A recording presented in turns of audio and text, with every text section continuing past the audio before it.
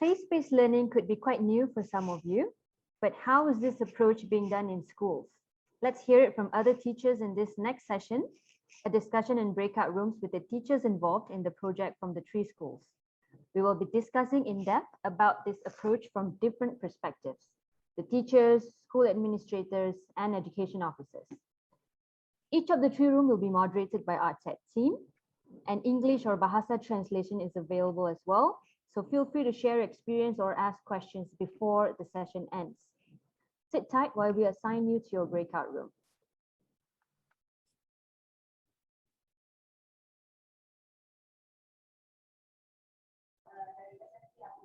Hello, everyone.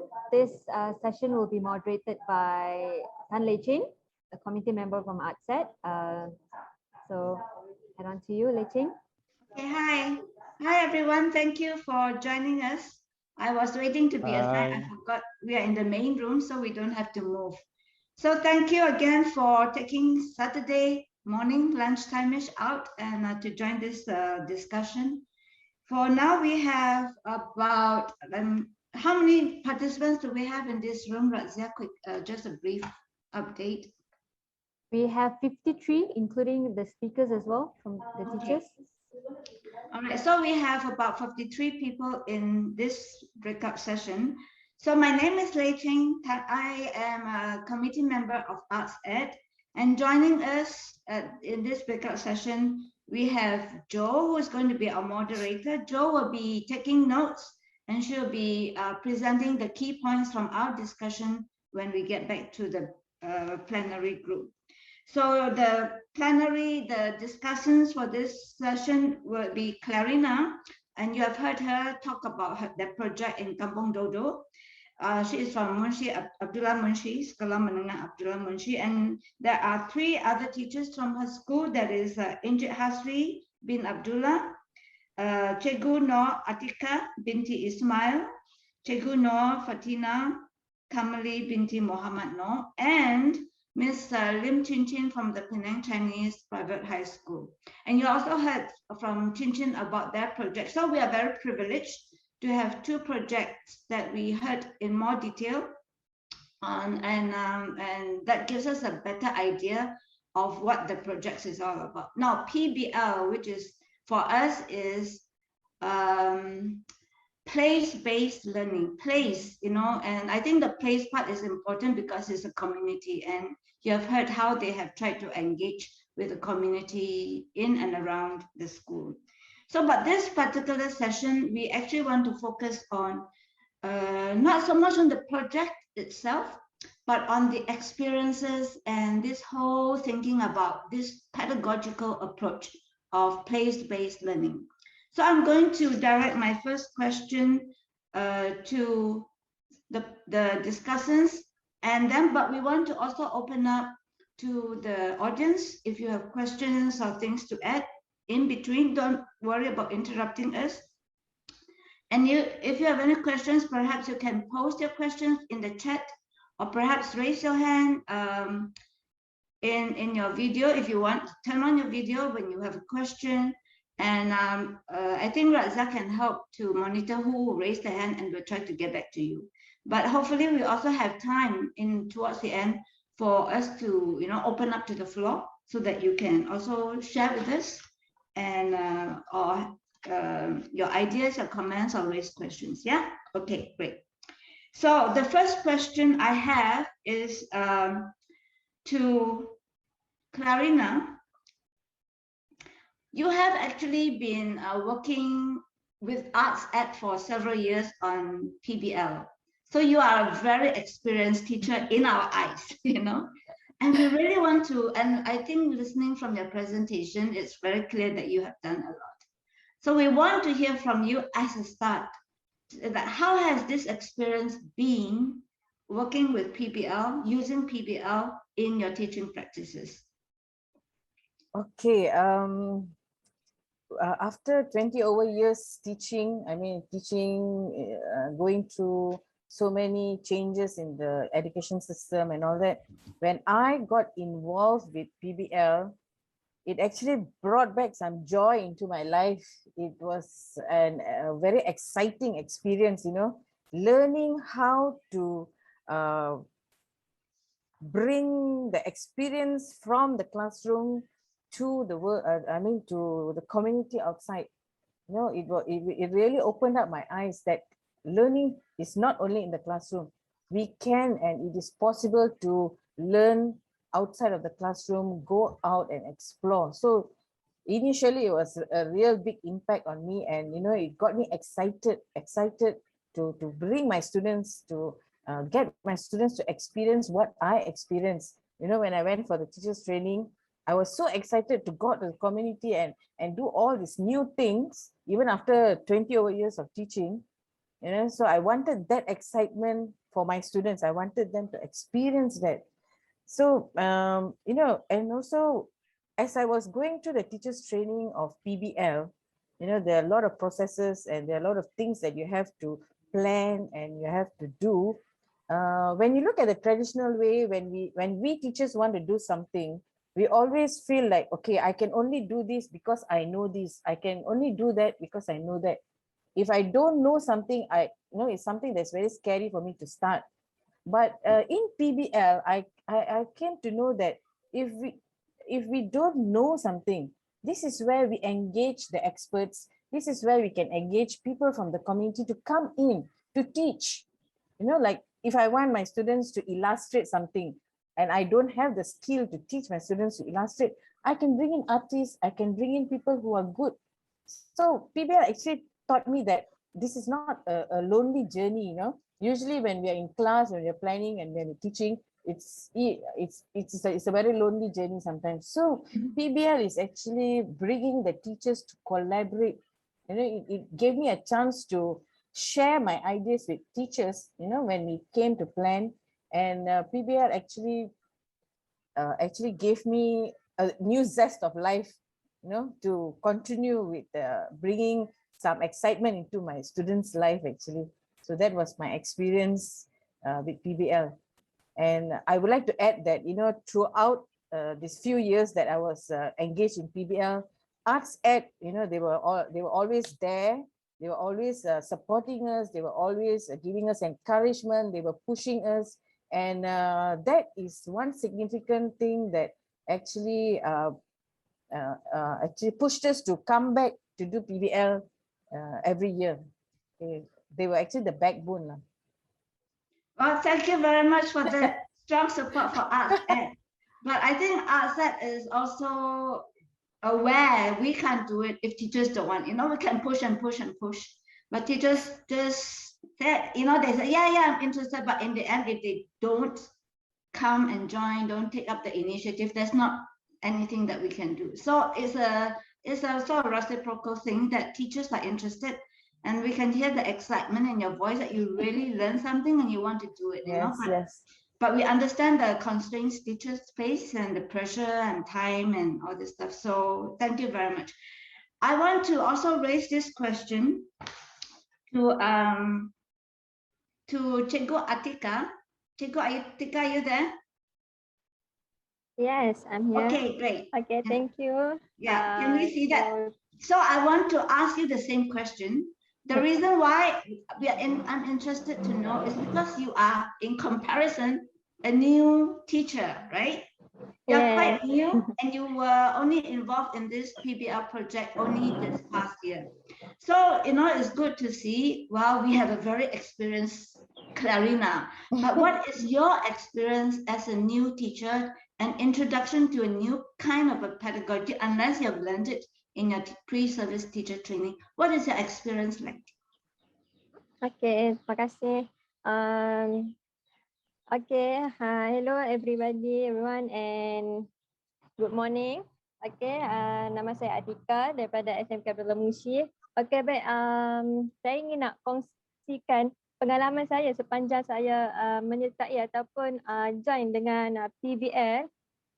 Yang mana apa yang saya dapat lihat daripada PBL ni adalah dia merupakan satu pembelajaran yang mana bermula daripada classroom dan juga kepada community.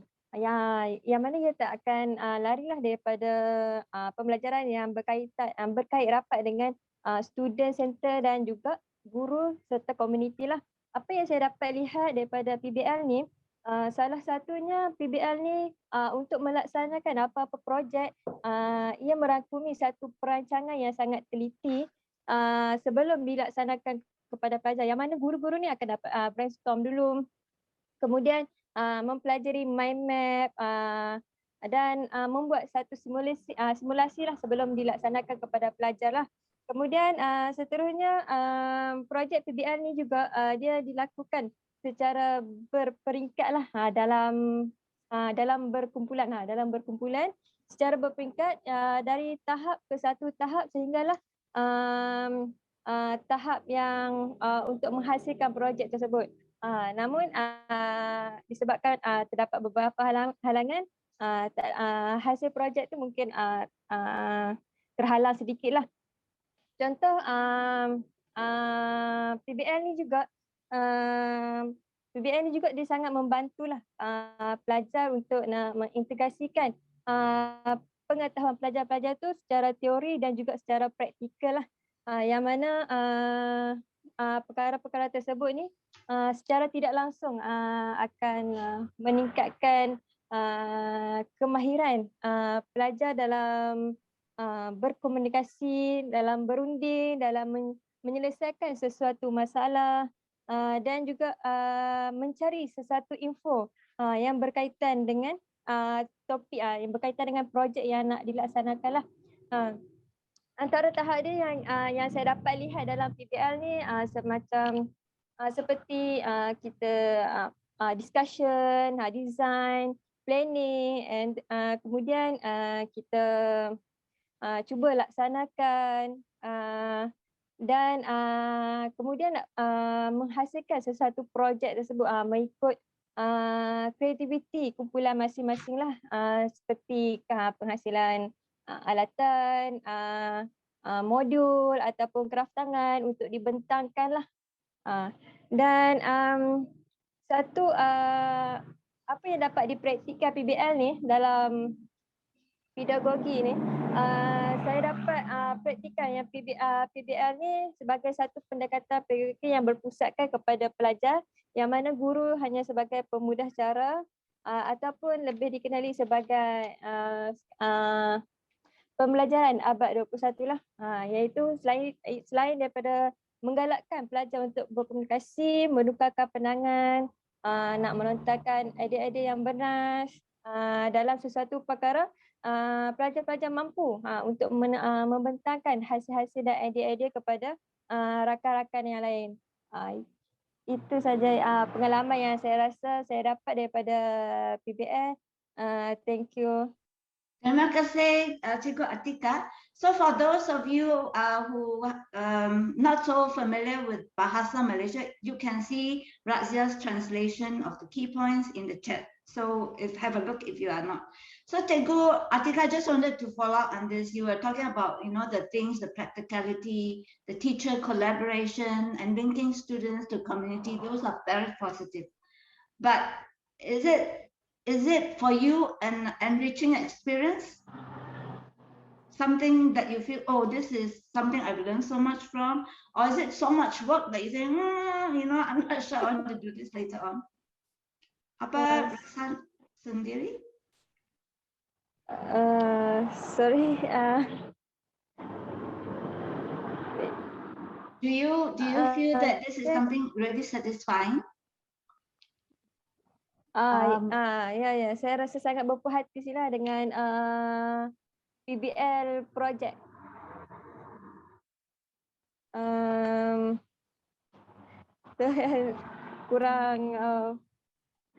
Kurang faham sikit. Okay. Cikgu rasa projek ni memerlukan banyak tenaga tak untuk conduct and implement dalam sekolah and individual students dengan students? Bagi saya kalau memerlukan, bagi saya dalam melaksanakan PBL ni sangat memerlukan masa lah untuk menghentikan satu projek dan satu pelaksanaan yang ingin dilaksanakan lah. Okay, that's true. It requires a lot of time, and I think that's a very common observation that we get the feedback from teachers that, oh, it takes so much time. There's a lot of planning. As you can see from the presentation, there are like a cycle, 4 steps. So you have to go through its steps. And there's a lot of discussion, as Cikgu Atika has also said, discussion, planning, and then engaging the students. This time around, unfortunately, they can't go out to the site physically. So they, came up with creative ideas of using, videos and pictures and all that. So, and in the other case, like bringing parents into the discussion and project. So we are unfortunately faced with very unusual situation, and I felt that it's very admirable that the teams have tried to go around these challenges in such creative ways. Terima kasih, Cikgu Atika. Yeah. So I have another question that I want to raise, is that to Ms. Lim Chin Chin from Penang Chinese Private Girl High School. Again, we're very fortunate to have listened to Ms. Lim Chin Chin's presentation of the project on plate on rice or rice on plate, can't remember. But it's also a very interesting project. And Chin Chin has also been doing PBL with ArtSet for a few years. So also a very experienced teacher in my opinion. Chin Chin, I wanted to ask you, what is the takeaway you have from the training you received on PBL compared to your pre-service teacher training, when you were training and learning to become a teacher, and the in-service training that you have received since becoming a teacher in school or in programs organized by the MOE and other sources? What is the, can you share with us what is the biggest takeaway you have between the training you receive on PBL versus the training you've received pre and in service? And if you want to speak in Chinese, please do so. We will have, I think, one of our participants, Ms. Liao Yi, will help to do the translation in the chat. Thanks, Liao Yi. It's okay, I try. Okay, great. Compare with ASET provide us a lot of training. Thank you, ASET, so much. And then compare with others teacher training that I attend before. ASET provide us the practical ways to run a project. So they ASET give us a lot of ideas that can be run, not just theory. This is they show the PowerPoint. This is the way. This is how you do. And then in the ASET, the facilitator really push us, okay, how to plan and then execute, and then the next one. First, you do what? Second, you do what? Third, you do what? And then with the pamphlet, then we fit in the pamphlet, and then we can follow the step by step. So we feel that there is can be done. Okay, not only theory by somebody, and then this is good, this is good, this is good. Go and do. So I think this is what I gained from the ASET. Okay, great. Thanks very much. I like that. In the process also, they might ask us, any problem, you need help, and then is there any thing that you face, then you can let us know. Then they give us some suggestion when we face the problem. So either with the student or with our partner, so they give some suggestion. And then after the project also, they might give us the suggestion to how to improve this, what I like it so much. Thank you. Okay, thanks very much, Chin Chin. I also want to raise this question to Encik Asri. Encik Asri, are you there? Yes, I'm here. Okay, Encik Asri, the same question, Okay. to Chin Chin. What is your takeaway comparing the training that you have on PBL versus, your pre-service and in-service training? I'm not saying that the pre-service, in-service teaching training are no good, but we are trying to raise what is it, what is the big difference for you? And the learning that we want to take away from here is that if it's something we can add to the pre-service and in-service training, that'd be great. Or if even our training can also learn from the in-service and pre-service training. Yeah, Cikgu? Okay, thank you, Ms. Tan. Hello everyone. Can I speak in Malay?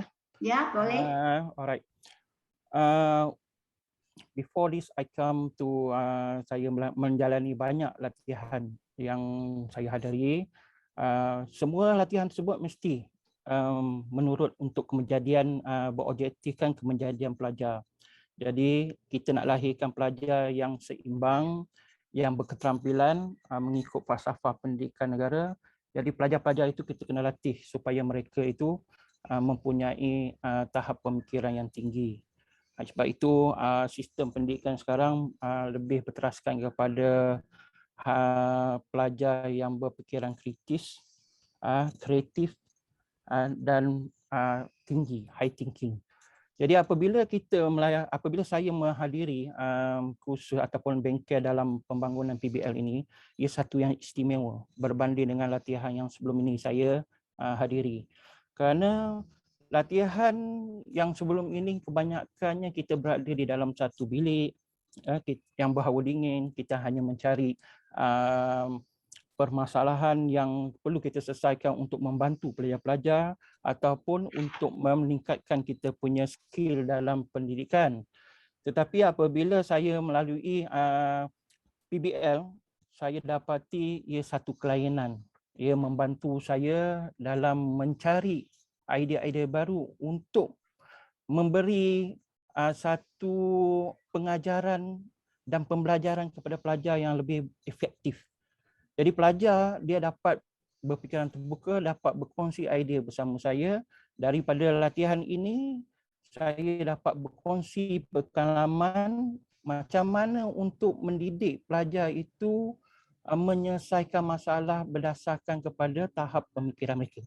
Sebab itu semasa kita menjalani bengkel, kami cikgu-cikgu kena menyelami permasalahan pelajar kerana pelajar ni bukannya semua dalam level yang sama, tahap yang sama. Jadi untuk menarik minat mereka yang aktif, yang pasif, jadi suatu perkara yang sukar.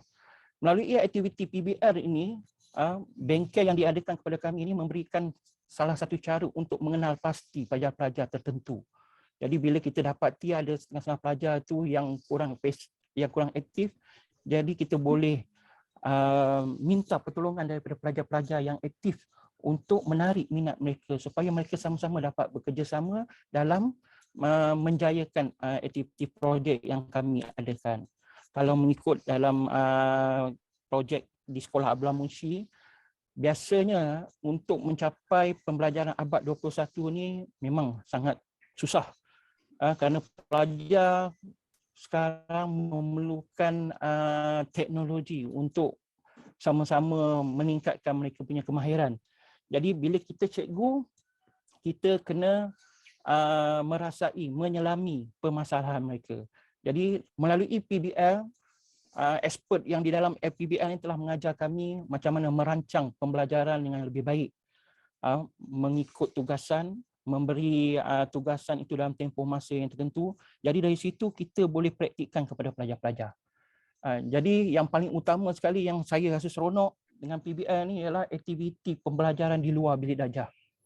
Sebab bila saya lihat pelajar bila dapat keluar ke luar kawasan, jadi mereka rasa enjoy, mereka betul excited. Jadi mereka cuba meyakinkan diri mereka walaupun mereka kurang bercakap, tapi mereka cuba bercakap dengan orang yang lebih tua dengan mereka, dengan komuniti yang mereka rasa tak pernah bercakap. Jadi itu memberikan satu gambaran yang sangat baik kepada pelajar-pelajar di sekolah saya. Yang saya dapat lihat pelajar-pelajar ini boleh berkomunikasi, mereka cuba membina ayat yang bersesuaian untuk bertanya kepada orang yang lebih tua untuk mendapatkan info berkaitan dengan projek mereka. Jadi dengan adanya aktiviti yang inovatif yang kami sediakan ataupun yang melalui PBL ini, jadi mereka dapat mengalami satu pengalaman yang baru. Bukan setakat mereka belajar di dalam kelas, mereka akan dapat membuat praktikal dengan melawat kawasan yang kita tetapkan berdasarkan daripada perancangan dan mengenal pasti masalah. Akhirnya pelajar boleh membuka minda dan bekerjasama untuk menyelesaikan projek PBL tersebut. Itu yang saya rasalah Jadi paling utama sekali guru-guru yang menjalani aktiviti PBL ini perlu sama-sama merasai jiwa pelajar-pelajar itu. Sebab pelajar dia memang menganggap guru mereka ni sebagai pembimbing yang terbaik. Jadi kita sama-samalah membimbing. Jadi dengan adanya projek PBL ni saya rasa ia satu usaha yang sangat baik untuk meningkatkan lagi sistem pendidikan negara kita. Okay, itu saja daripada saya. Terima kasih. Okay, yeah. Terima kasih Cikgu Aziz. That's very encouraging to hear that that you see what I get. There are many things that you say, but one of the things is that being able to observe the students closely and knowing their learning style, their rate of learning, and you can cater your teaching to them accordingly. And again, I get this sense of excitement that Cikgu Karina said earlier, the excitement of going out and learning from outside the school walls. And like you said, students are excited about going out to learn. We all want to get out of the classroom, so that's something else. But I think there's a lot of things to keep in mind. It's again challenging. We are aware of that, so it's very challenging. But I want to then come back. Terima kasih, ya. I want to come to the last questions for this particular part. Is that to Cikgu Fatina? Cikgu Fatina, adakah? Ya, saya ada kat sini. Okay. Selamat pagi. So I wanted to ask you, Cikgu Fatina, you are also relatively new, a new teacher, and also participated in this project just this year.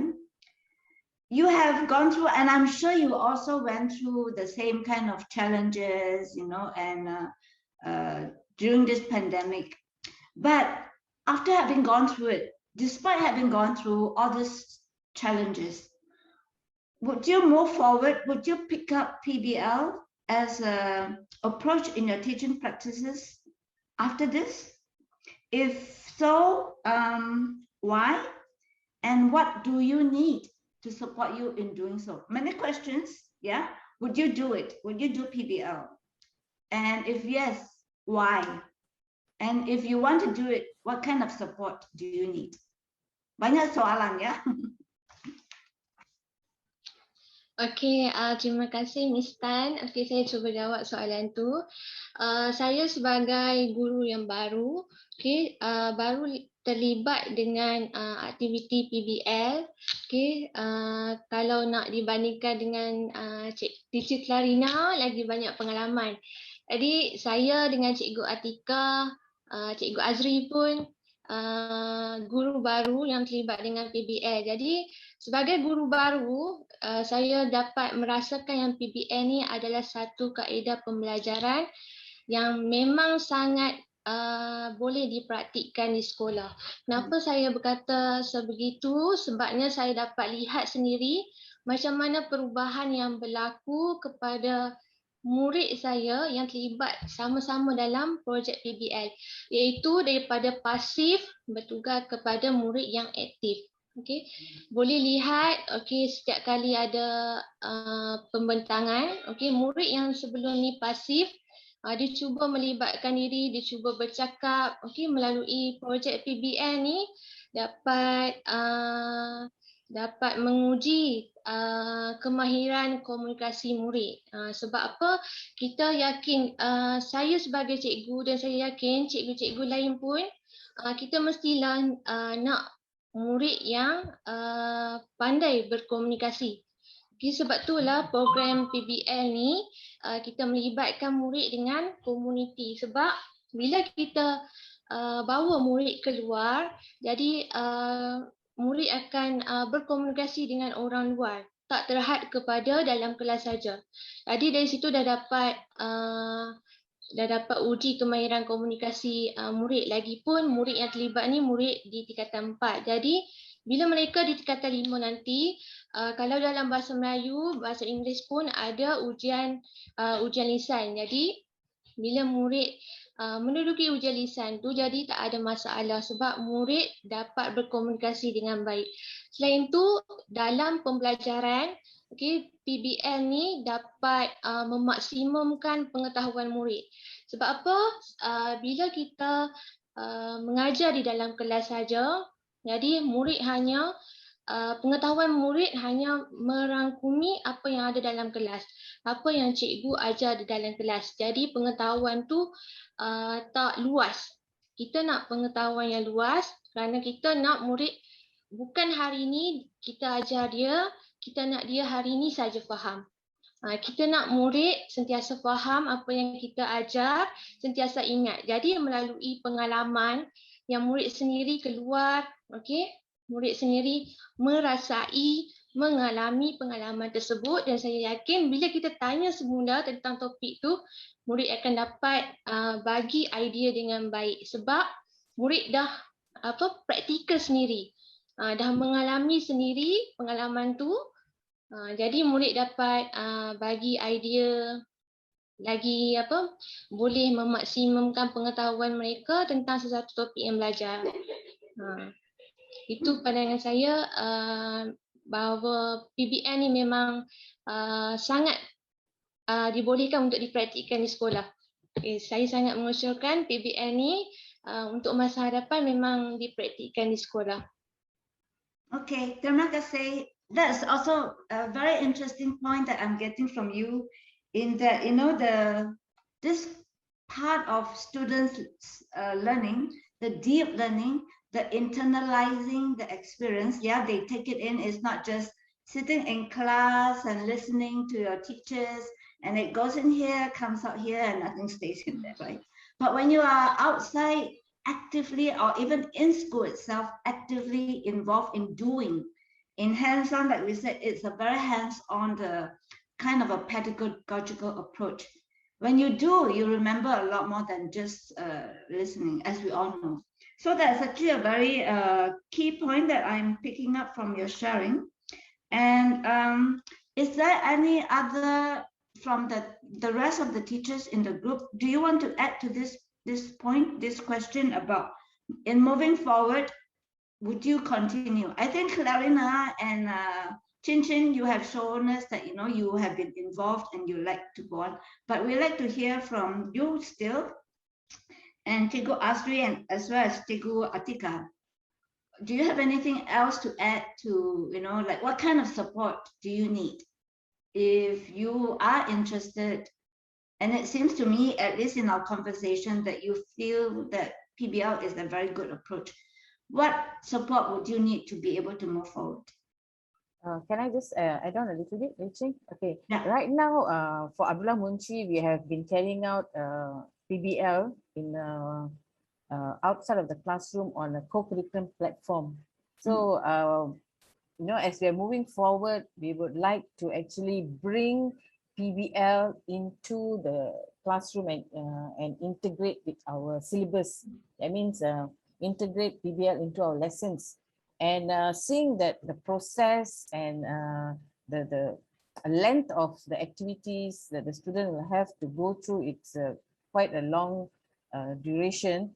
So we would like to learn how to actually simplify it or focus on something that's very important, and how we can actually plan it out into our lessons. And as we go along with our syllabus, in class, there are a lot of things that we have to cover, and how students can actually bring in their skills and knowledge that they got from PBL, not only for our lessons, but also they can use it for other lessons with other teachers who are not actually involved in PBL, but the knowledge that students get from our project can be actually brought into the classroom by the students on their own. Okay, they can great. share it with their friends. Yeah. Really good to hear that. Anyone else? Chin Chin, do you have anything to add? Yeah, for me, if want to implement PBL in the curriculum subjects, is because for me it's quite difficult, because we have the syllabus we have to follow, and then we have the exam some more. Yeah. Okay, we have to prepare our student for the exam syllabus and so on. So for our case, we implement this one in the subjects that is not examinated subjects. So such as kemanusiaan or social science subject, that syllabus we plan ourselves. So the assessment is not on paper, assessment is from how the student communicate, how they do the presentation, and then this is what the evaluation goes to the student. So I think this is what we can do for the PBL in the curriculum. Great, yeah. Thank you. Cikgu Atika dan Cikgu Hasri, do you have anything to tambah? Saya rasalah PBL ni boleh dilaksanakan tetapi melalui program yang diadakan di dalam co-curriculum. Jadi waktu tambahan tersebut, jadi pelajar-pelajar yang ada waktu yang sesuai akan mengikuti cikgu-cikgu untuk menyelesaikan pendidikan PBL ini. Kerana kalau ikutkan dalam jadual waktu harian, jadi kita nak selitkan waktu PBL ni, pembelajaran PBL, dalam pembelajaran mungkin boleh. Tetapi untuk menyesuaikan keadaan dengan komuniti di luar, jadi kita perlu mengambil masa yang agak panjang. Jadi perlu ada perancangan yang lebih teliti, masa, kos dan juga paling utama sekali kebenaran waris. Sebab kebenaran waris itu memberikan kami untuk membawa pelajar keluar untuk melaksanakan aktiviti. Jadi itu sajalah yang saya nak tambah. Boleh dilaksanakan tapi dalam co-curriculum. Okay. Thank you. Okay. Terima kasih. Atika, adakah lain? Bagi saya PBL ni memang sangat menariklah kalau untuk dilaksanakan, nak diteruskan kepada pelajar-pelajar. Selain daripada kita nak menambahkan pengetahuan, ia juga boleh menambahkan keyakinan dalam diri pelajar dalam melakukan sesuatu perkara ataupun pembelajaran lah. Itu saja. Okay. Right, I'm trying to see the time that we have. So I think we have come to a conclusion to the three main questions I wanted to discuss with the teachers. And just a very quick wrap up is that, it can be done. Yes, it's a very, actually step-by-step, very well-defined step-by-step approach that, it helps to deliver whatever our learning objectives are. It needs collaboration and lots of planning. It's exciting, it seems that, it's something new, not just being in the classroom. It's lots of challenges for sure, takes time. Not so easy to do, especially if you are not allowed to go out and we have restrictions on movements.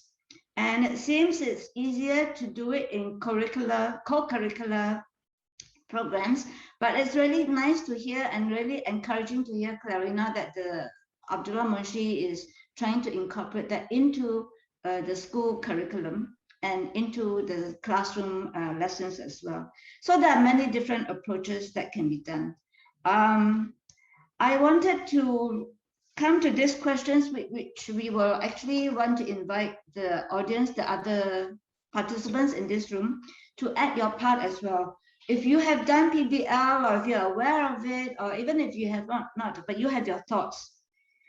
For you, what do you think we can do to encourage teachers to implement PBL in their teaching practices? Anyone from the audience?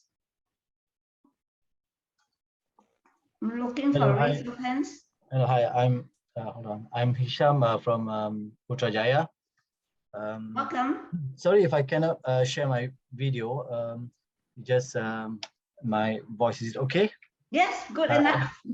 Okay, so I think one of the ways that we can do to promote PBL is to showcase PBL.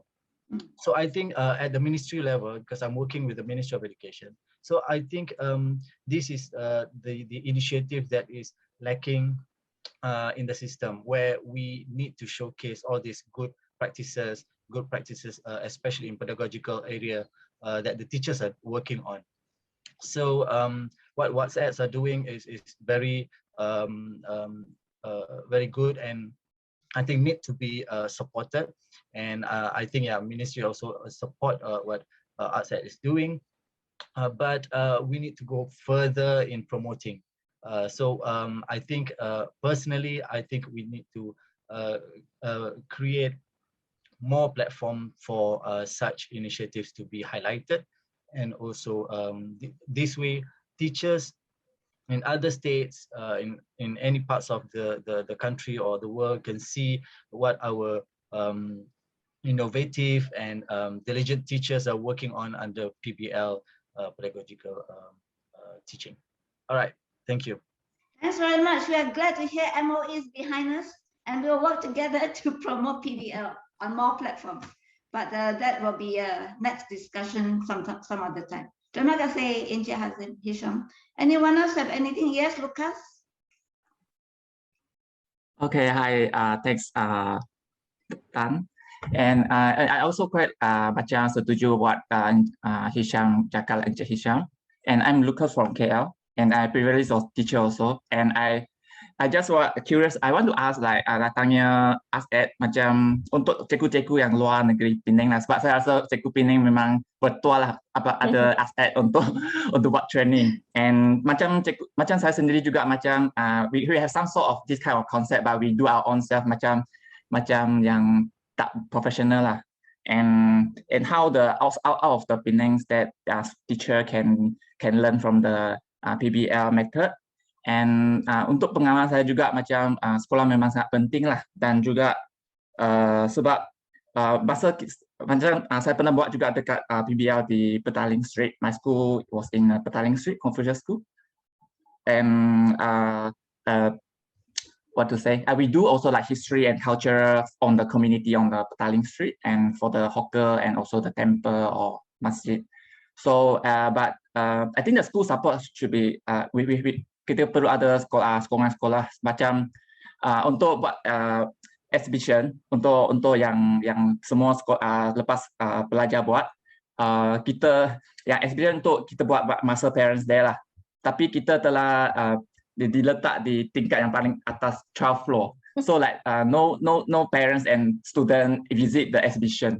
So itu macam cabaran untuk saya juga masa tu. And so saya rasa sekolah-sekolah sangat penting. But another way now is very funny, like pelajar yang terlibat tu dia akan ajak ibu bapa mereka ataupun pergi menjemput hawker store punya worker untuk datang melawat exhibition. So I mean that is a very funny and very good way on how we relationship with our community. That's all. Thank you. Thank you very much for sharing and joining us from KL.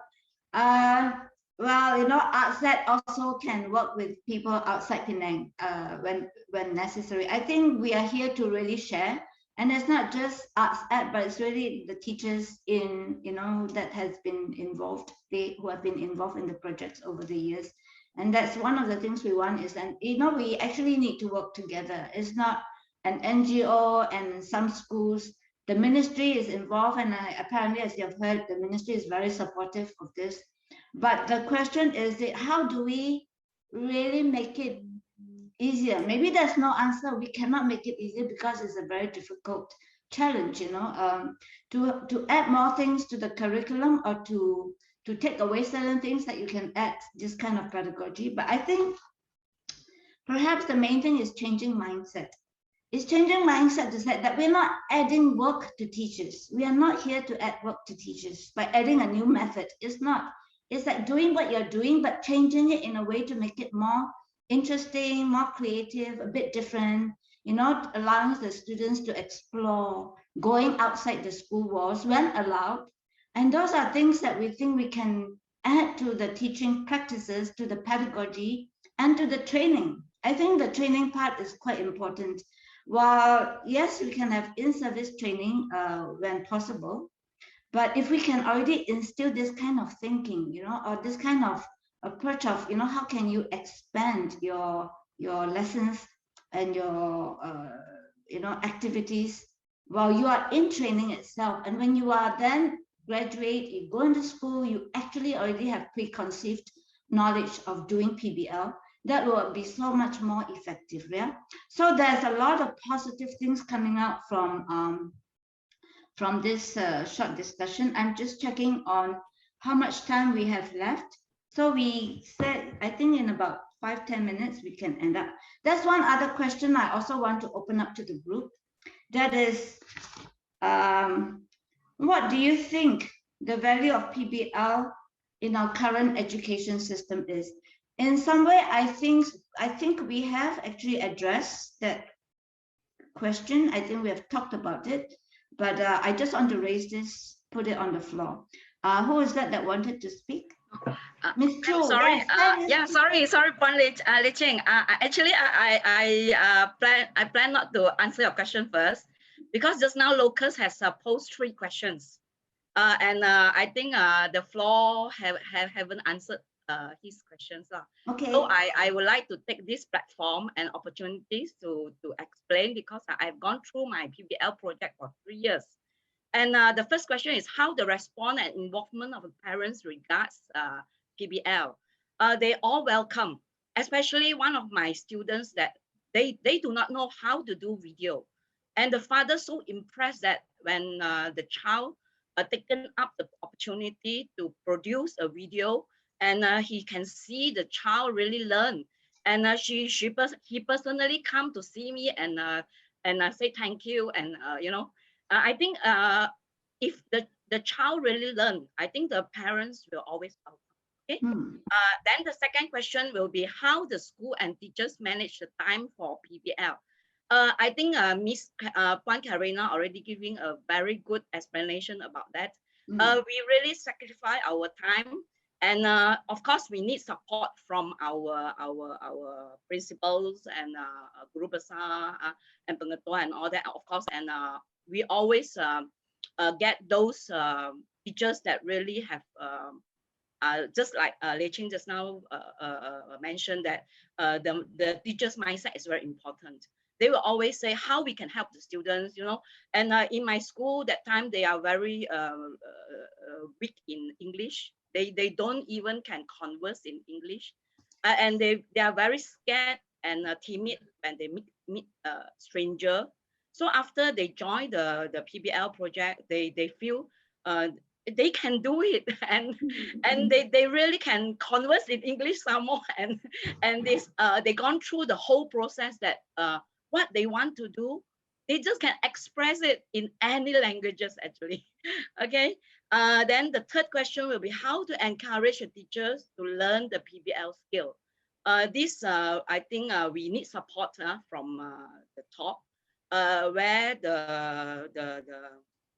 this skill is recognized, and ASED is being giving a good opportunity to train the teachers in a more structured schedule program, that maybe collaboration from all the, how to say, those interested in PBL. Because I think it's quite sensitive. I'm a pengetua. I can't just give any comment. Okay, I think that's it from me for the 3 questions, for especially for Locus. I think, is it okay? Thank you. Thanks, Ms. Chu. That was good. I think Ms. Chu is one of the greatest supporter of PBL as well. Ms. Chu has moved from school to school, transferred, and whenever she is, she tried to encourage her teachers to take it up. So I have been instructed we're supposed to wrap up to go back to the main room in by about 5 minutes time. So okay, thank you so much, the teachers and the audience, for so actively listening. I think listening is important, and then also participating and sharing. So what have we talked about? We talked about PBL experiences from the teachers, and I've heard that it is a good pedagogical approach, is exciting, and the main thing that comes across is that it can be done. Yes, we have challenges about time and and so on, but it can be done, and it can be included in any subject. It's not just in 1 or 2 or 3. It can be cross-curriculum. It can be done in language, in history, in geography, in domestic science, in mathematics. So there's no restriction, no excuse in my mind to any teacher say, I can't do it in my subject area. It's not true. It can be done. But the challenges are there, of course, and it needs collaboration from a team of people. And as we can see, I think Abdullah Manshi is really doing a great job in pulling together a pool of teachers to work together. Like, as we know, when you are alone, it's difficult. But when you have a group of teachers who share the same vision and the same intention of supporting students and wanting students to learn and not just to be there in person but not in mind and spirit, then you can do a lot more. So all the best, Abdullah Manshi, and we will be with you throughout your journey. Yeah, and also any other schools that you would like to take this up, please reach out to us and we can discuss more. And we're also very thankful to the Ministry of Education for any support they can give to PBL, not just to ArtSet, but to anyone who wants to do it. And hopefully, I think if it's possible, we can try to see if it's possible to integrate PBL into the teacher education curriculum at the pre-service level, and perhaps have organized more in-service training on PBL as the pedagogical approach to enhance the teaching practices. And lastly, I think is that we know that PBL is valuable. It really connects the schools, the teachers, students to the community, because we don't really live in isolation. We are surrounded with things that go on around us. And if our thinking is that what students learn in school is just in the school, in the classroom, in the wall, and what the factual things to learn about, the capital of this country and the population of this, and who's fighting who in which year, and history and stuff like that. It's just fact. But if you don't internalize your learning, if you don't internalize things that are going outside into your learning, then it becomes, very detached. And so I've heard from the teachers that saying that, students take it on when they are active. And you observe your students closely, their learning style, and the shy students learn to speak up, they learn to interact, they communicate, and they do things which the parents become so proud of. They, oh, my child can do that, and it's all through this kind of allowing them the freedom to do things actively. They worry about their daughters. So from there, I have to talk to them. I have to communicate with them. I have to get the yes. I want to get the yes from them also. So from there, we know that parents they are very concerned their daughters in school, especially in learning in the learning side lah. But suddenly we introduce the new things. We want to learn new things from community. So that will be very it's very hard to let them sacrifice our aims. We want to do that because we want to let the student to learn many skills. It's not only the learning from the textbook, learning from the teachers. Now they can learn more. So from there, we want to make the parents they say they will think whether my daughter can make it or not. Some already told me like that. Some of they say, my daughter, the attitude is like that. Can she join the group? Can she contribute to the group? So I have to say, because this is adding things to me also. Then I said, can give a try. Then maybe she can contribute to the teams, contribute to the whole project. So after that, the parents also dia sangat puas lah. Anak dia sudah belajar sesuatu yang sebelum ini dari darjah 1 sampai tingkatan 1, dia kata anak saya selalu pergi sekolah, balik sekolah, bekerja rumah, tuition, finish. That's all. Their life is like that only, nothing. So from here, my daughter still can learn something, okay, by going through like PBL project. So they learn some new skills. They learn how to communicate, especially Eng Jie also she learned how to lead the whole teams. Oh, they become leader. I don't know whether she can become a leader, but suddenly I let her go and find the teams members. Then I can see from her, oh, she become a leader to all. She can lead the whole team. So it's good lah. The PBL train them like that, and then maybe one day ini budak-budak ini dia jadi leader yang sangat bagus lah. Looks like teacher also have to do a lot of persuasive job, like kena bercakap dengan ibu bapa waris, like okay, yes, you have other to than talk you, for you yourself, for the teacher or your school admin, you also have to actually talk to the parents to convince them that their kids can, because they also might not have a trust or believe that their kids actually can do it. I nak tanya Cikgu Nadira sebab Cikgu Nadira cikgu baru. Ada tak beza? Cikgu banyak dengar cikgu dari berpengalaman banyak tahun. Cikgu Nadira rasa PBL approach boleh dibuat tak di sekolah, cikgu? Dan cikgu akan terus buat ke ataupun rasa mungkin nak tanya cikgu dulu. Cikgu. Ataupun apa support yang cikgu perlu jika cikgu rasa nak terus? Okey. Bagi saya, PBL ni akan dipraktikkan di sekolah pada masa akan datang. Boleh dengar ke? Boleh. Okey. Sebab apa saya cakap macam tu? Sebab PBL ni dapat mendatangkan kesan-kesan yang positif terhadap murid-murid dan memantapkan lagi pedagogi guru itu sendiri. Okey. Melalui PBL ni lebih kepada bagi saya lihatlah dia berpusatkan pelajar. Pelajar itu kena bertindak sendiri. Guru hanya sebagai pembimbing kepada pelajar itu saja. Okey.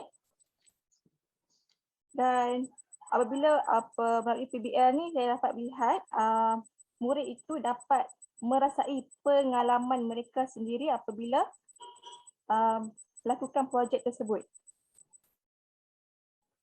Okey. Melalui program ini juga saya dapat lihat ia dapat membina kemahiran 4C. Apa itu 4C? Adalah komunikasi, kolaboratif, pemikiran kreatif dan kreativiti murid itu sendiri.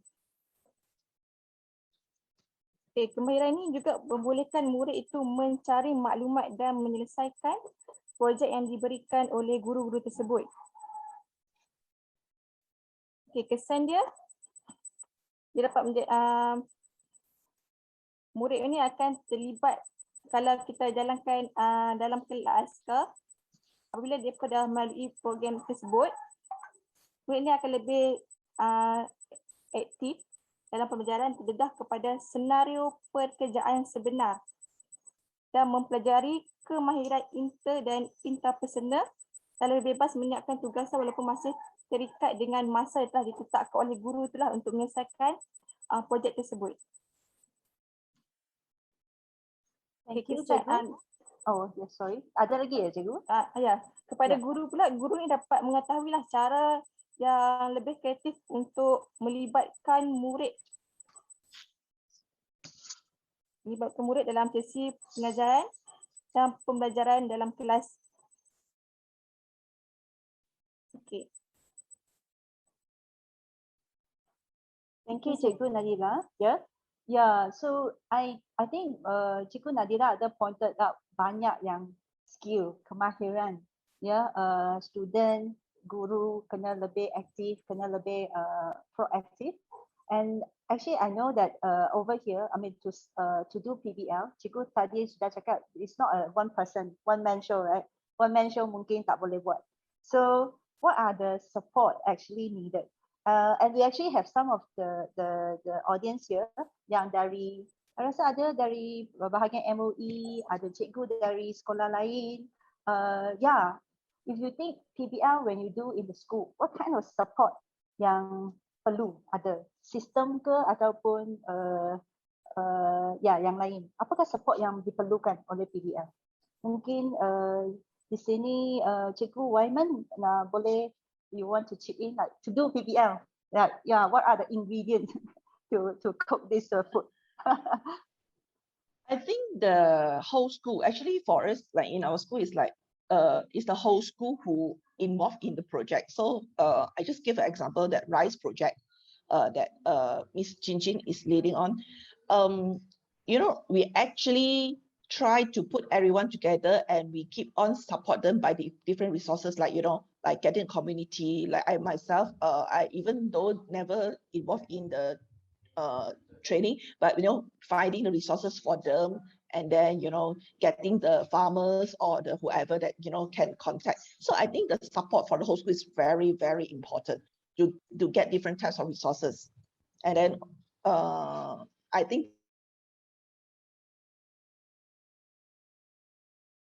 all 5 teachers on the panel have been through the training with ArtSet and also implemented their own place-based learning projects.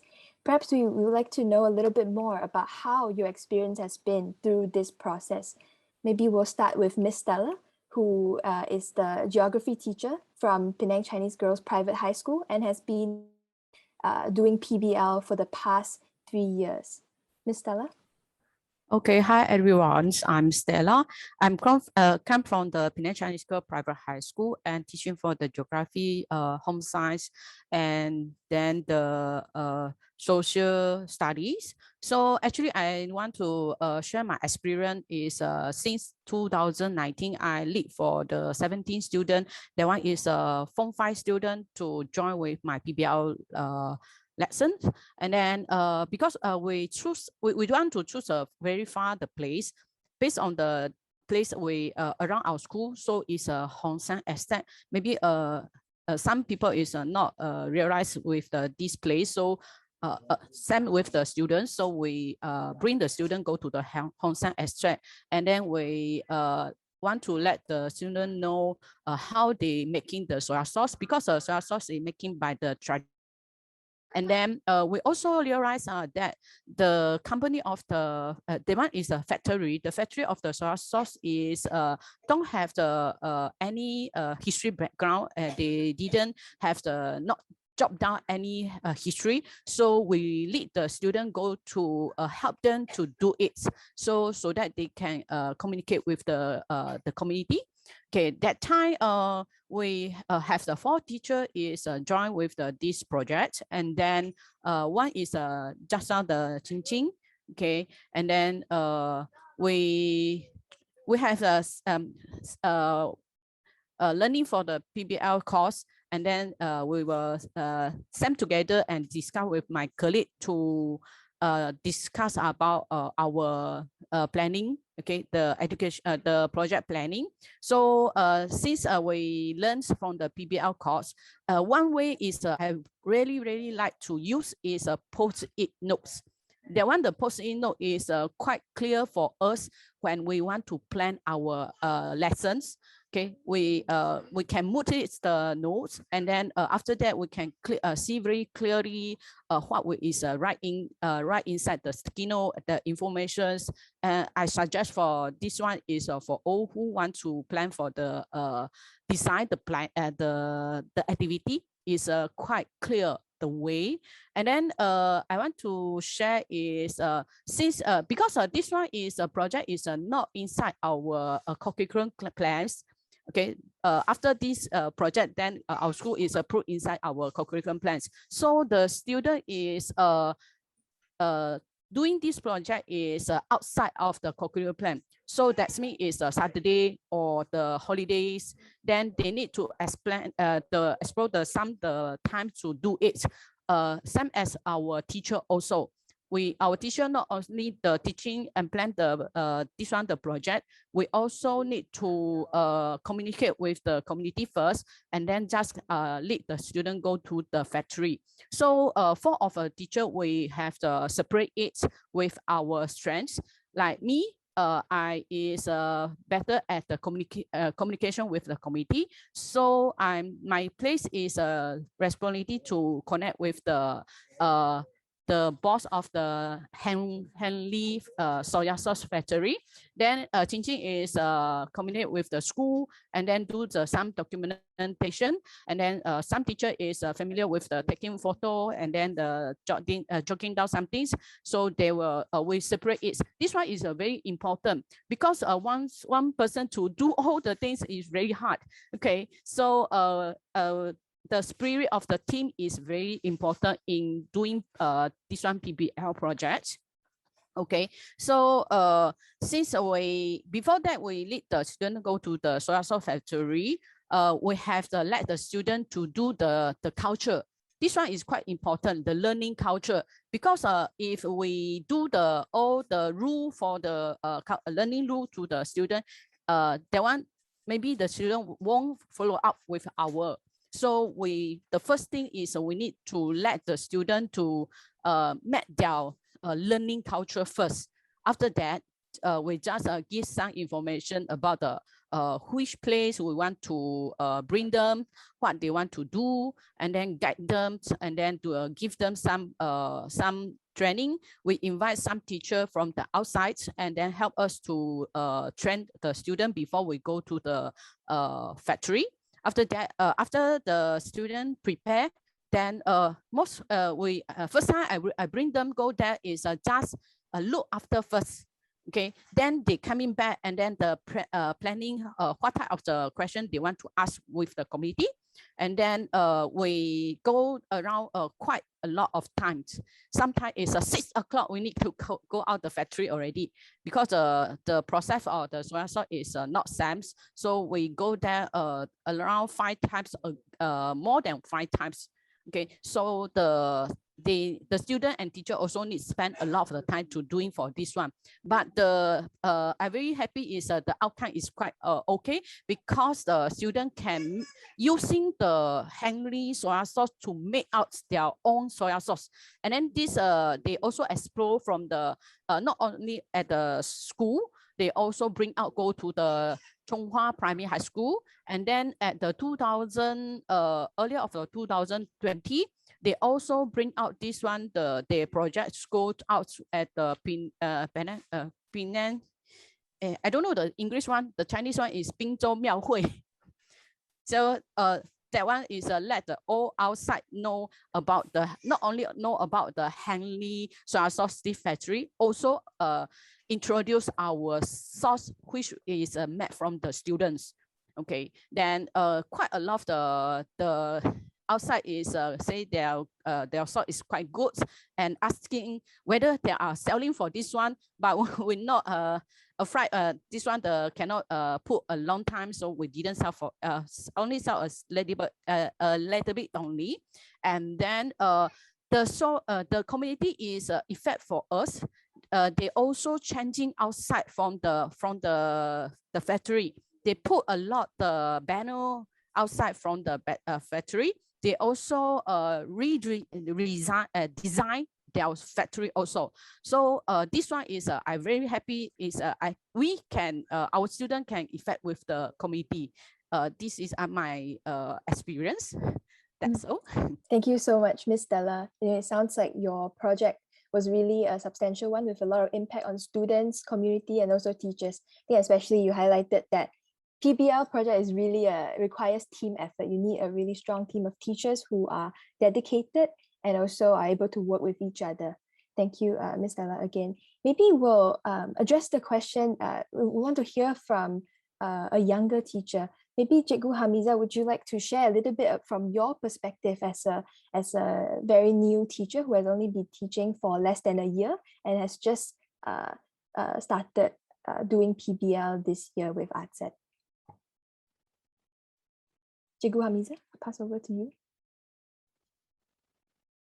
Hello, can you hear me? Yes. Okay, alright. Hello everyone. Hi, saya Nur Hamiza binti Ibrahim. Saya merupakan guru di Sekolah Menengah Abdullah Mushi dan saya baru setahun posting, dan bila saya diberi peluang untuk menyertai PBL, saya rasa ini satu platform yang perlu saya meningkatkan skill dalam pembelajaran.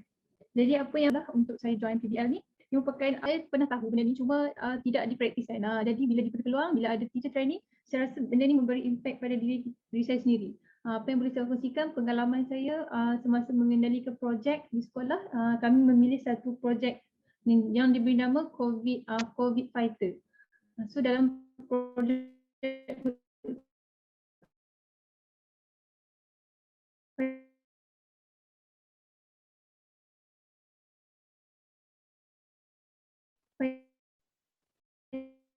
Cikgu Hamizah? Kita ni apa yang kami lah mengkaji perubahan yang capailah dalam projek ini.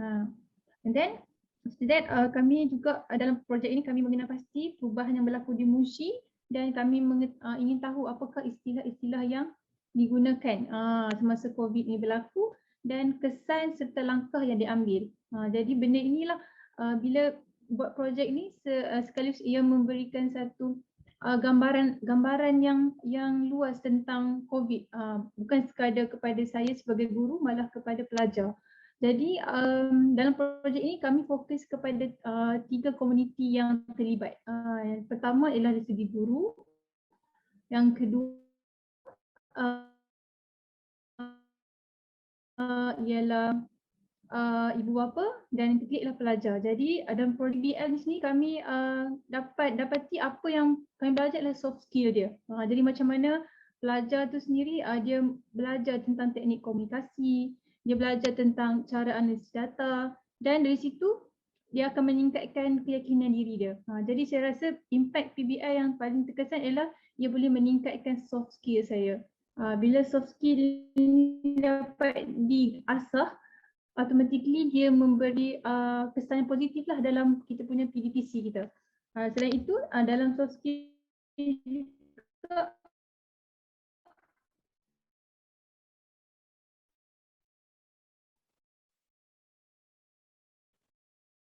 Hello, Cikgu Hamizah? Maybe we can ask the teachers first. Shira, is it possible for you to contact Miss Hamizah? But in the meantime, I think Miss Cikgu Hamizah gave us some important points, right, about how the PBL training has helped her build her soft skills, not just her students. So maybe on that, let's transition a little bit to really thinking about your experience going through the PBL. Memberikan kita berfikir secara kreativiti. Sorry about that. Yeah, transitioning a little bit to thinking about the training you have went through as teachers to learn about the method of place-based learning with ArtSet. Perhaps Cikgu Aziza, as someone who has kind of gone through workshops year by year at different levels with ArtSet, what do you think? How would you compare the training you have received about place-based learning with, say, other in-service trainings that you have attended? Okay, thank you, Win-Wen.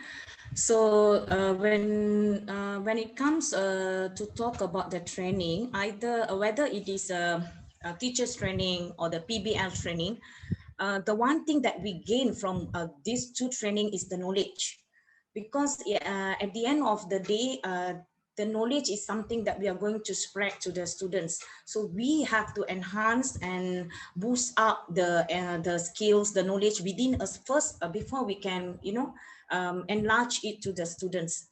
So talking about this matter, whether it is a PBL training or the teacher's training, the way the knowledge is presented to us is really matters. So here I found a unique way and a different way taken by PBL training arts at peoples and all that officers, because I think that's the very new and different ways that I can't found it in a teacher's training. For examples, like what we know, because we already engage in this teachers training for teachers, we already engage in teachers training for years.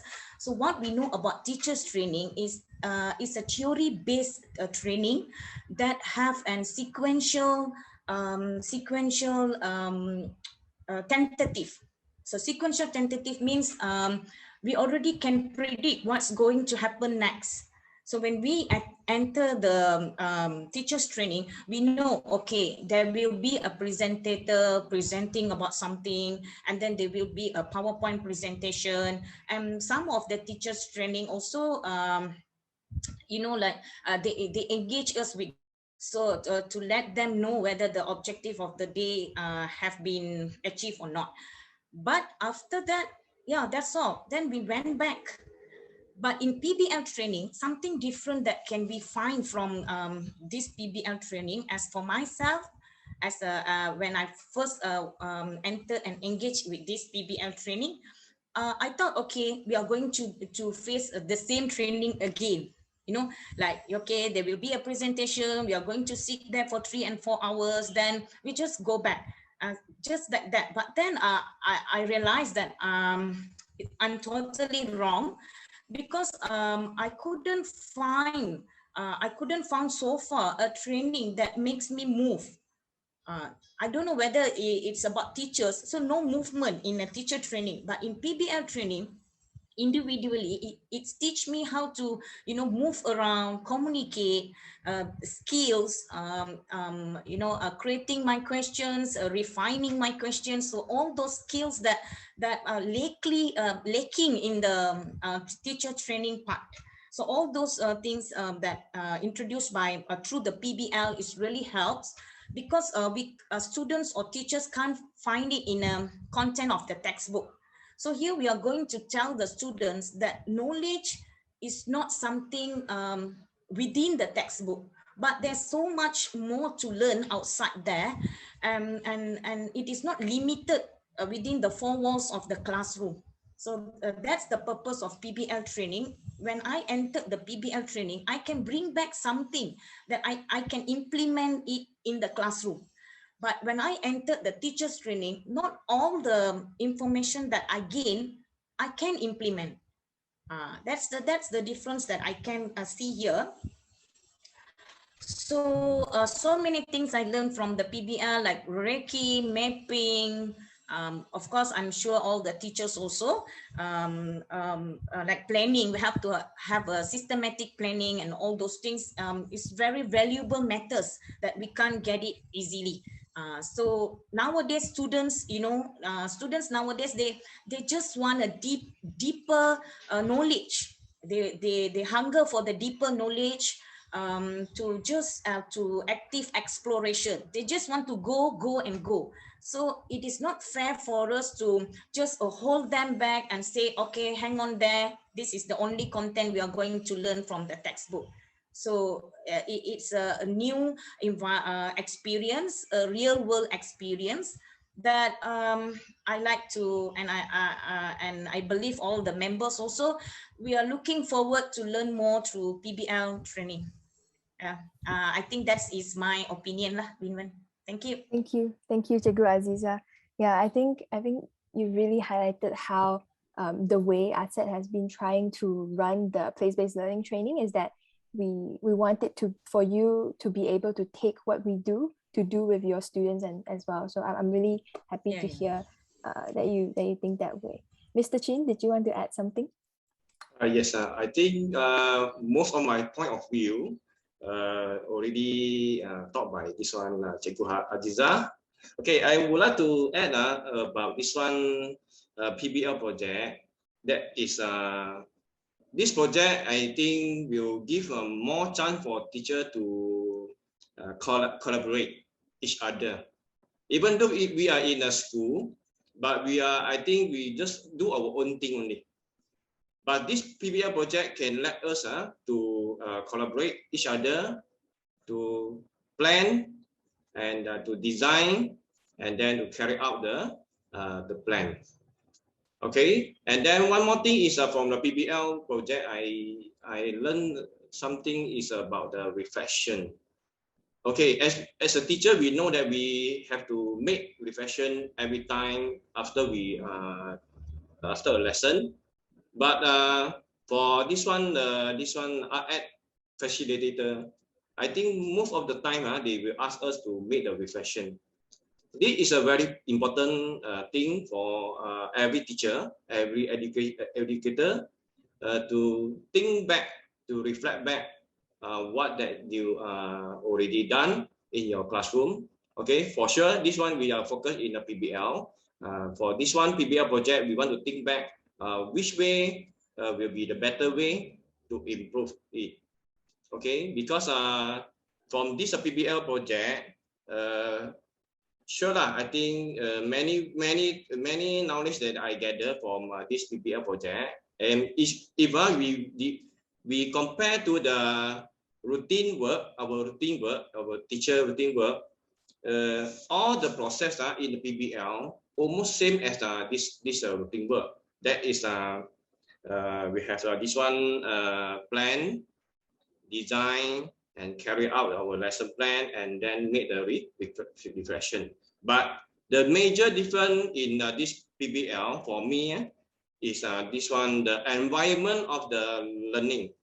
The environment of the learning, where the PBL can let us to go outside to communicate and to learn from community.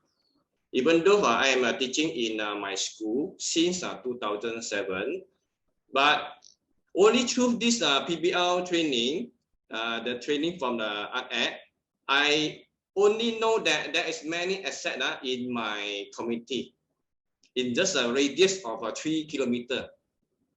Because from starting, the trainer from the art will have a brainstorm about the asset in my school, in the area of my school. That time only I know many assets around my school.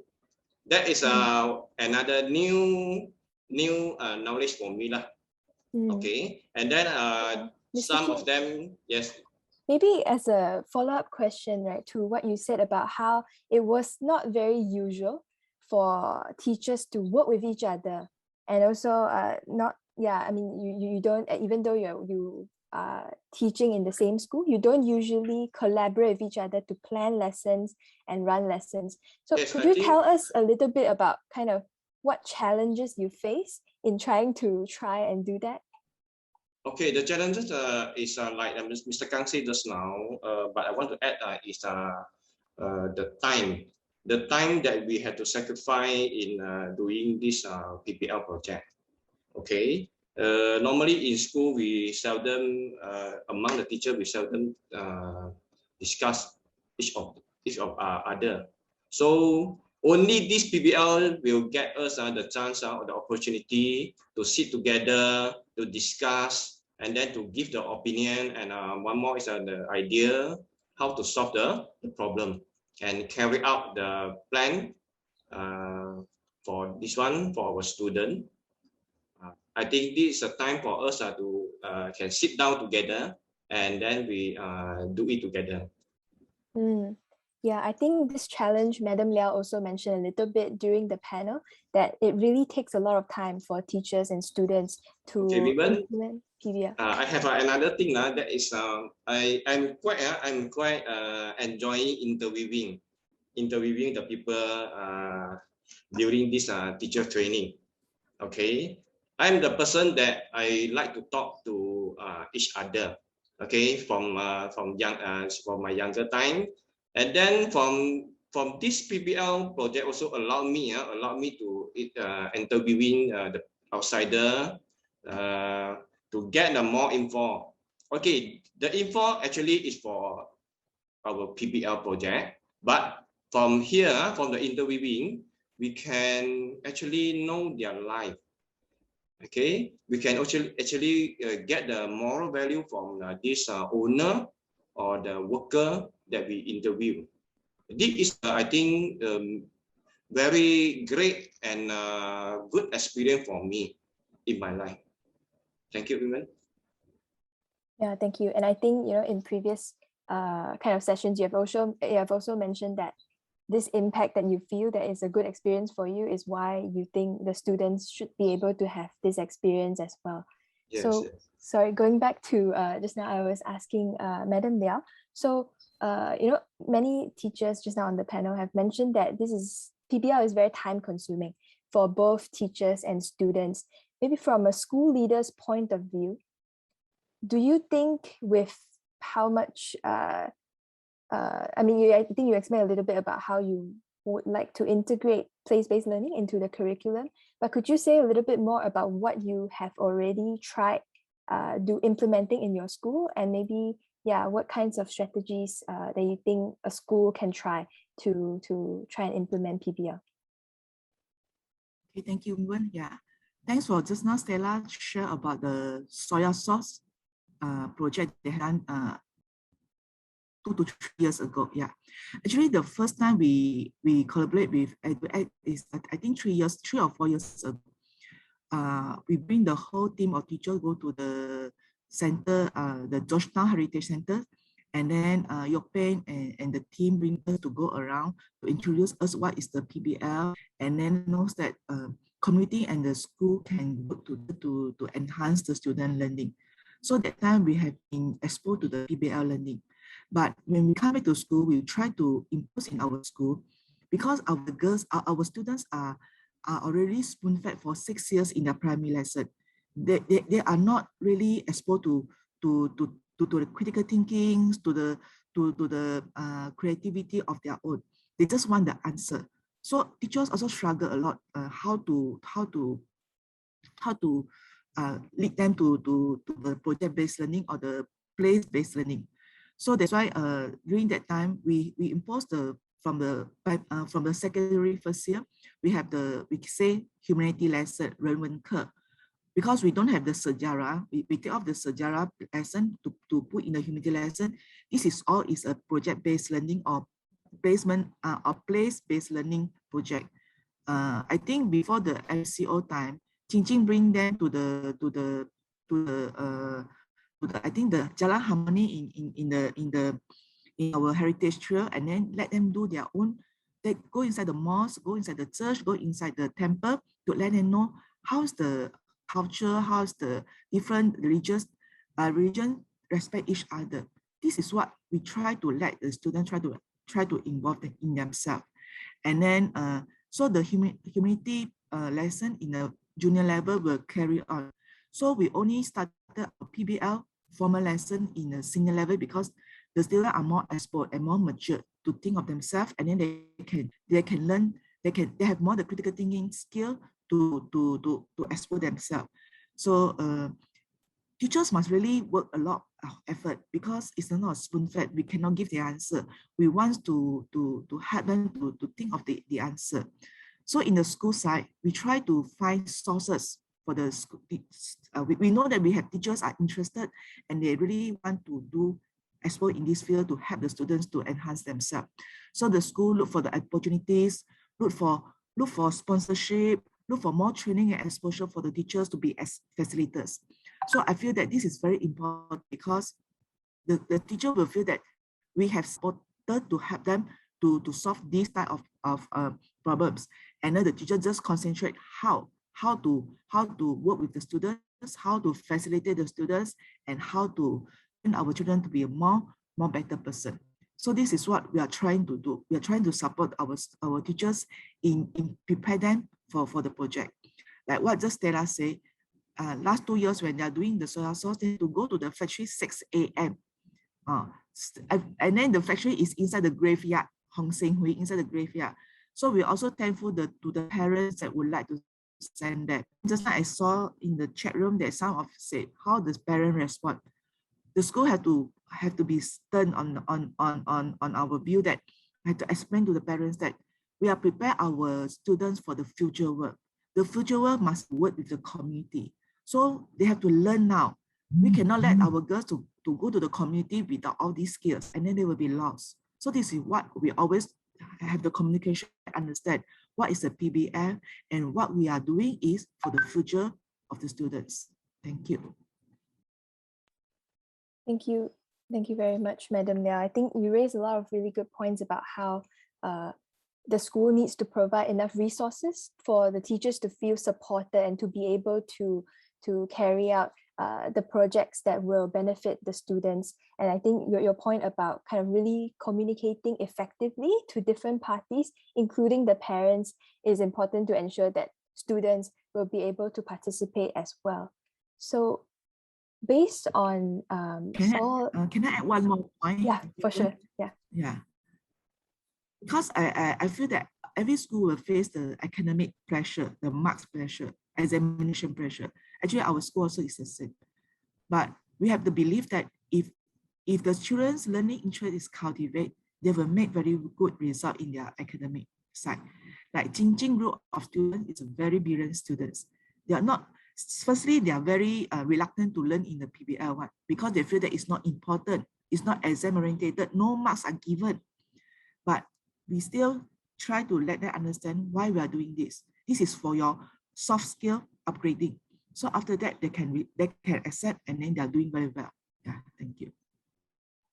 I think that is another really important point that maybe I want to invite other teachers to chip in. Like this idea that, you know, grades are really important in our education system, where students, where they go, kind of the idea that their future depends on what grades they get, right? How many A's they have and things like that. So do you think that moving forward, you would want to continue practicing PBL in your school? Because different school contexts are slightly different, like Madam Liao's Penang Chinese Private Girls High, different context, but other schools are quite different. Perhaps, Mr. Chin, do you want to share a little bit about, you know, kind of after your first year of running PBL, do you think it's something you want to continue? Okay, actually, it's as I say just now, it's a great experience for me. But the problem is the time constraint. I not think that I can manage the time. I can spend more time on this PBL project, because this is not only 2-3 days project, and it will take, like our school one is from last year December until this year April. And then got 1 month that we almost 1 month we met with a trainer from every Saturday. Yes, even every Saturday. That time okay for me, because nothing, no any examination in the school, and all this one activity in school also closed down. For that time, I think for me it's okay. But for in the future, I'm not sure that I can spend much time in this PPL project. Sorry to say that this one is a briefly speaking. But anyway, I'm sure the input that I take from I learned from PBL will help me, especially to apply in my school mathematics and science project in the future. Okay, the input that I learned from this art app can apply in the future maths and science project. That's all, everyone. Thank you. Thank you for the very honest sharing, Mr. Chin. I think, like many teachers have said, is the time factor with other work that are part of the teacher's responsibility. Sometimes it's difficult to conduct PBL, place-based learning within our local schools. Maybe now it's a good time to open up to our audience here. We have some school leaders and also education researchers, and I think some of you are policymakers who might have some thoughts about what kind of challenges might local schools face when they try to implement PBL, but also more importantly, what strategies do you think will be helpful to overcome some of the challenges that teachers have mentioned? Like, for example, Mr. Chin mentioned the time factor, and Madam Liao also mentioned support from parents as well as support from the school in terms of financial resources and also, I guess, encouragement.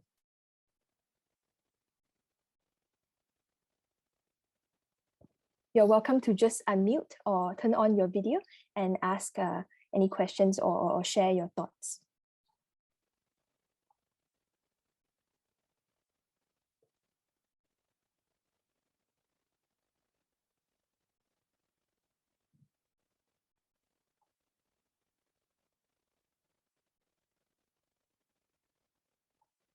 Maybe I'll direct the I'd like to hear a little bit more from SMK Abdullah Munshi.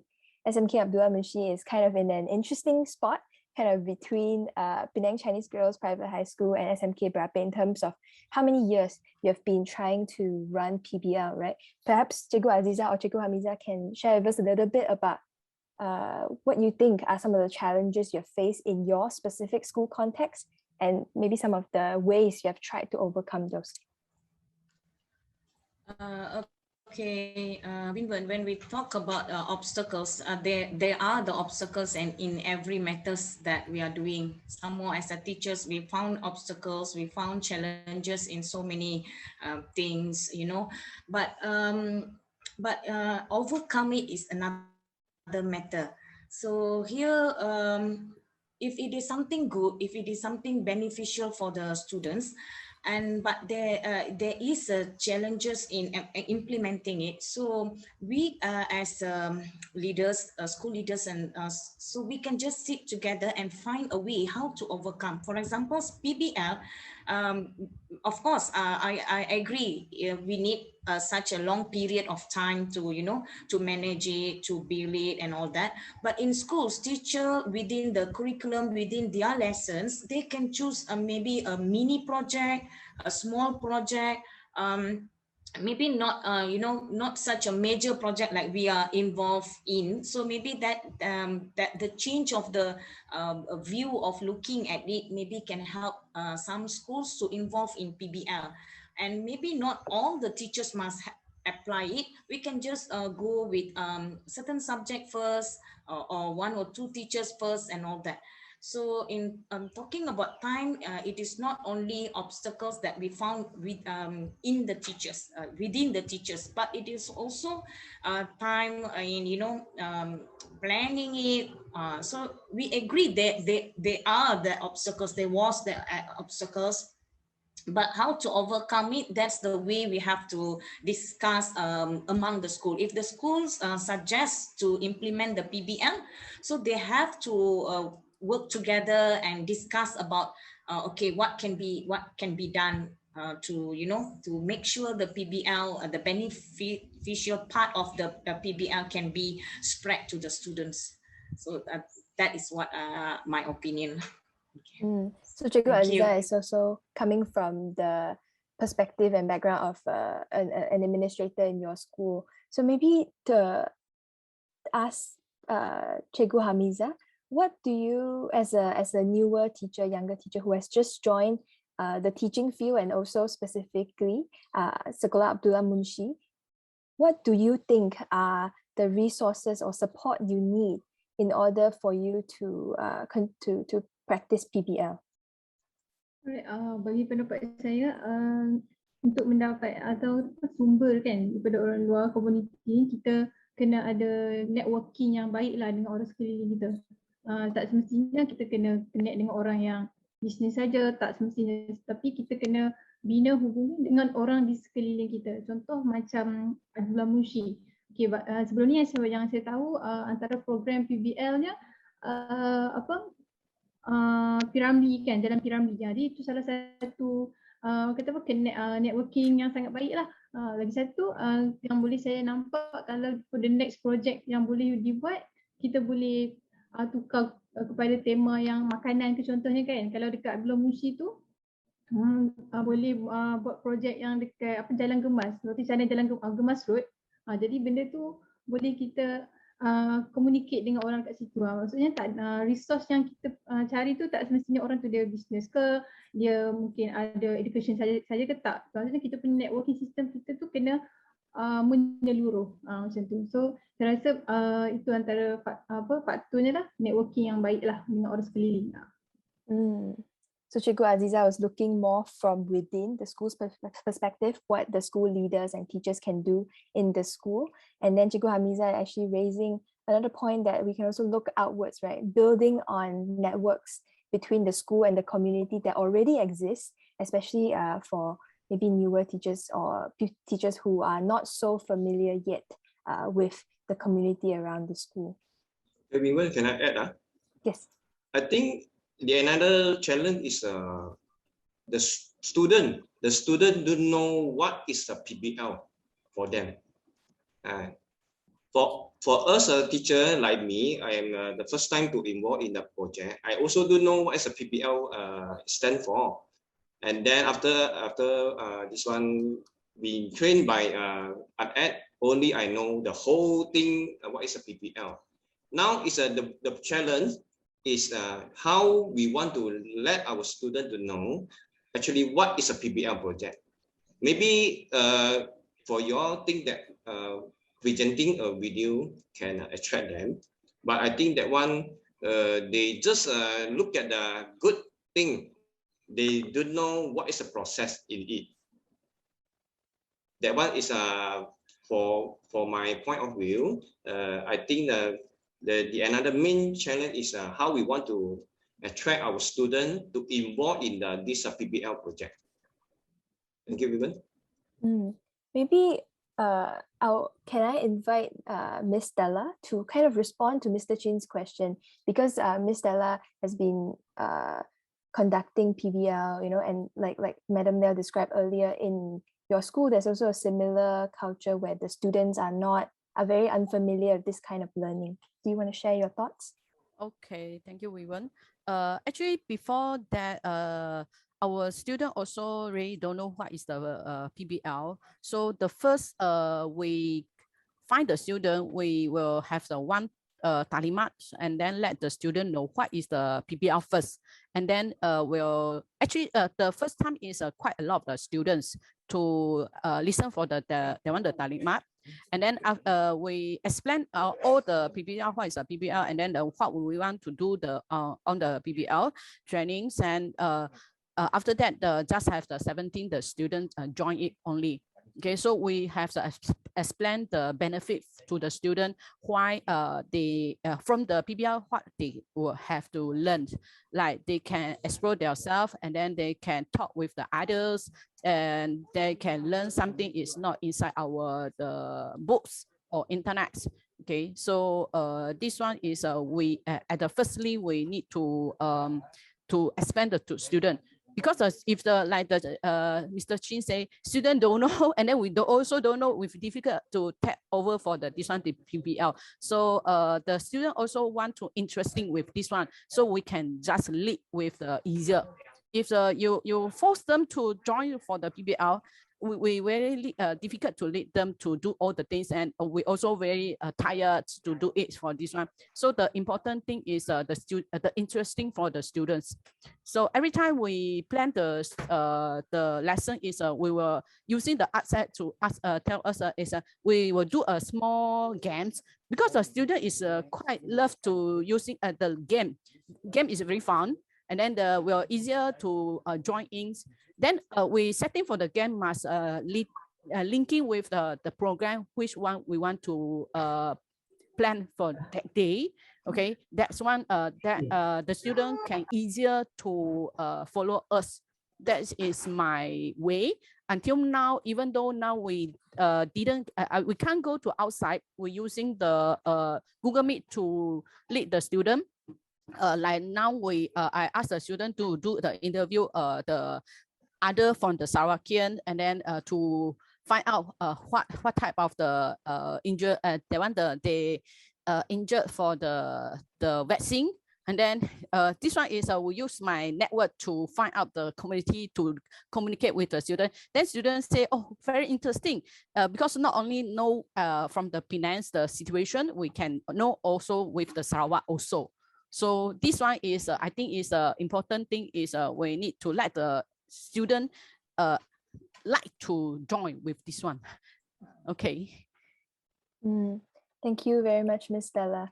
I think it seems like in all three schools, a similar kind of an obstacle, like Ms. Aziza said, about encouraging the students to want to participate in this kind of learning that is so unusual and so unconventional for them, that might sometimes not feel their experience in school.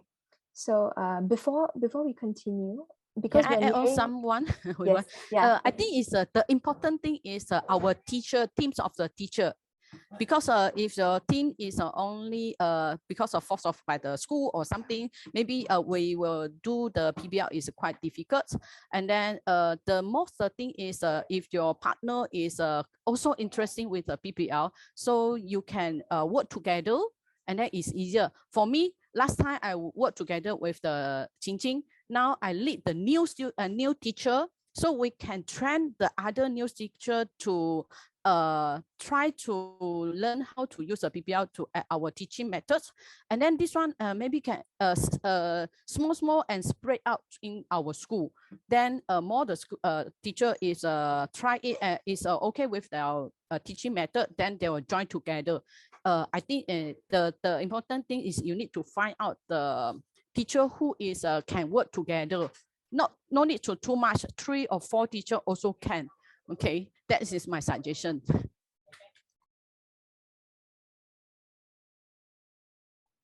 Thank you very much, Ms. Stella.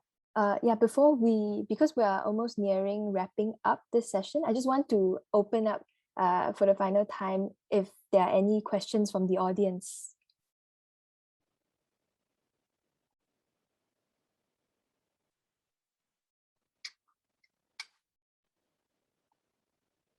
Yeah, if not, later, please feel free to direct your questions in the chat, or later we will either address it during the session or after the session.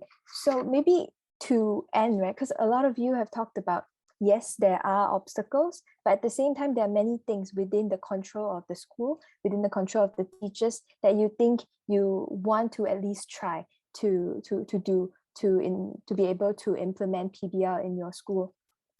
Perhaps looking forward a little bit, do you, for teachers who are more experienced in PBL, do you have any new things about PBL that you would like to try? Maybe it's a different way of implementing PBL, for example, for maybe Abdullah Munshi, who has been doing it through co-curriculum. Do you think you want to try doing it in the curriculum subjects, or perhaps for other schools who are not so experienced in PBL yet? What is there anything any PBL approach that you would like to try moving forward?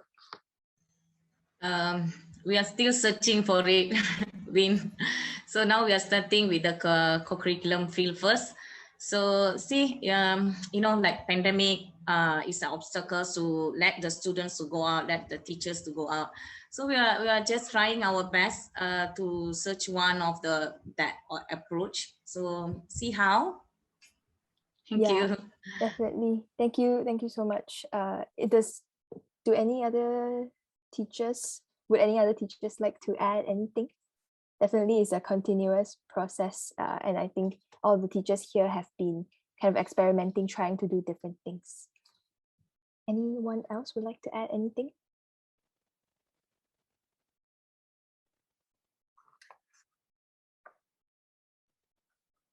Mr. Chin, I don't want to call on you, but you look like you have something else to say. Would you like to share something? Actually, no. Okay. All right. Then it's totally okay. Thank you everyone for listening in. We really wanted this to be a platform for teachers to share their different perspectives. And I think it's very clear that PBL so far has worked for these teachers because they themselves are interested in it, and they also see that their students are engaged. And while there are many challenges that we've identified here from our experiences in running PBL in local schools, many good suggestions for strategies have also been suggested to try and overcome those challenges and to successfully allow more students to experience the benefits of PBL. So thank you very much. Now we will move into a 5 minutes break. You can either stay in this room, but later you will be automatically moved into the main session. But the main session will resume after 5 minutes for the rapporteurs from different breakout rooms to share the key discussion points from each room. Thank you so much to especially all the teacher panelists for your very honest sharing about PBL. and I will see you in the main session soon.